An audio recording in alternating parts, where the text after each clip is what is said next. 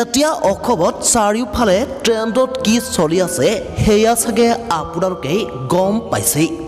হয় মিয়া অসমীয়া মিয়াসকলক উদ্দেশ্য কৰি অসমৰ মুখ্যমন্ত্ৰী ডক্টৰ হিমন্ত বিশ্ব ডাঙৰীয়াই যিদিনাৰ পৰা মিয়াৰ ওপৰত মন্তব্য আগবঢ়াইছিল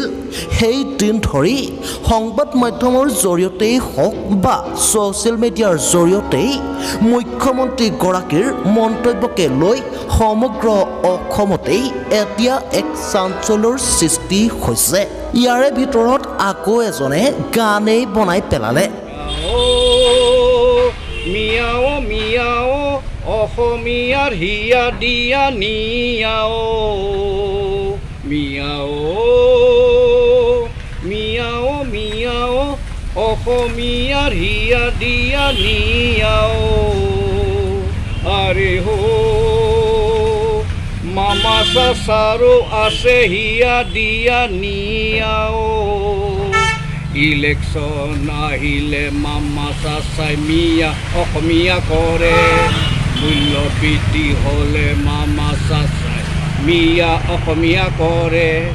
আচল সমস্যা ৰাইজক পাহৰাই ৰাখে মিয়াও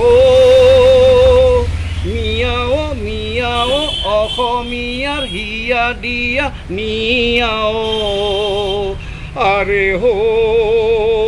মামা চাচাৰো আছে হিয়া দিয়া নিয়াও মামা চাচাৰো আছে হিয়া দিয়া নিয়াও এতিয়া মন কৰিবলগীয়া যে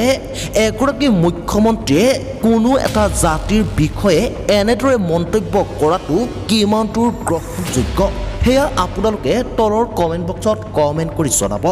ব্যুৰ ৰিপৰ্ট আসাম 24